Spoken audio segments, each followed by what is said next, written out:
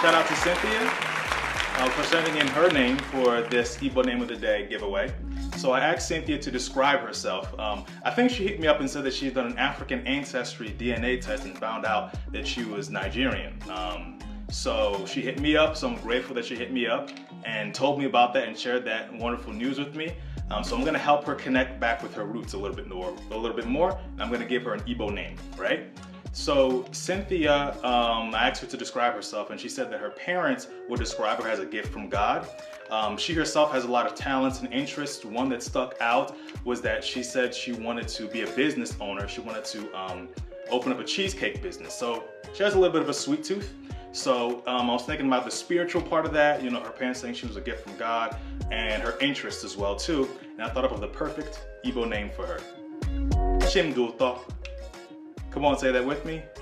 Chimduto.